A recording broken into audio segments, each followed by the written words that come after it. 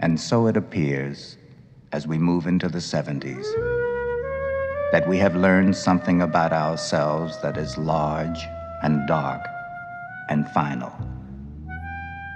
We, all of us, sitting here in our small comforts, worrying about inflation and schools and the coming of winter, preparing for a night at the theater or a short passage with the Knicks, getting our cars repaired, swapping small talk at lunch, making Christmas lists, marrying and divorcing, wrapped in ourselves and our banalities. All of us must sleep tonight in the knowledge that we share in mass murder. Can we look deep into those photographs by Ronald Harberly of the Cleveland Plain dealer and deny what they tell us? That girl with straight-clipped bangs, she is about 10 and terrified, hiding behind a shrunken woman. In a moment, she is to be liberated forever by the guns of Americans. We don't know her name. We don't know the names of those in the other photographs, piled in a field like cordwood. And we'll never know. They were slopeheads. Therefore, we can kill them. One justification for the destruction of Song Mi is that the villagers there were unfriendly and had been in the control of the Viet Cong since the 1940s. But we must remember several things. The Viet Cong were the only government that many of those places had had since the Japanese left after the Second World War. And more importantly, the Viet Cong are Vietnamese before anything else. If the U.S. were to break into civil war and 6 million Chinese troops arrived to fight for one side, using the same ratio as that of American troops to South Vietnamese citizens, we would be unlikely to be friendly, especially if they seemed to spend much of their time bombing, shelling, mortaring, shooting, and burning. You cannot expect people to believe your noble intentions when you shoot 10-year-old girls to death.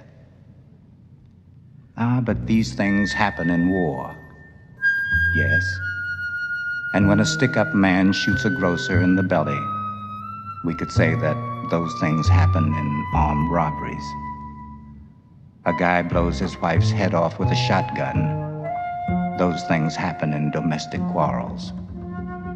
A girl is raped and strangled. Those things happen in an urban society. Literature was one of those things that happened in a war, and we hung people for it. The Army will court-martial a number of people over what happened that March day at Song Mi. The defense will be the old one. They were acting under orders. But there will be other issues involved in that trial. Would they have killed those people so easily if they had been in Sweden? If you continually call a man a gook or Charlie or slopehead, he is on his way to becoming an object and not a subject. He experiences no terror, no exaltation, no love. He doesn't sweat, feel hunger, suffer remorse. He doesn't care about seasons or children or home. He is an object who lives in a hooch. He is a kike, a mick, a guinea, a nigger, a Polak, a spick. But he isn't human, and you are free to obliterate him. There is another issue. Can a man legitimately defend himself by saying he was under orders? If the entire action, in this case the war itself, is illegitimate? We seem to forget that the war in Vietnam was never declared and is clearly illegal. We have something in this country called the Constitution, which reserves to Congress the right to declare war. Our contract with the President uses the Constitution as its basis. Every day in Vietnam, the terms of that contract are being violated. But even worse, the contract we have with each other is being violated when something like Song Mi happens and we do not rise in outrage. This country was supposed to have a kind of fundamental decency at its heart, but we seem to have become at least as calloused as the Germans did. It is easier to forget it all, or blame David Brinkley for inventing it, or claim that the liberal communists, to borrow the phrase of the wife of our Attorney General, were behind its exposure, or simply follow the example of the president and sit down and watch a football game.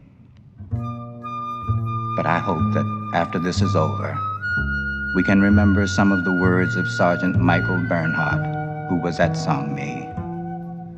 We met no resistance, he said, and I only saw 3 captured weapons.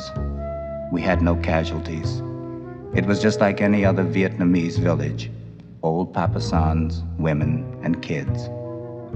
As a matter of fact, I don't remember seeing one military-age male in the entire place, dead or alive.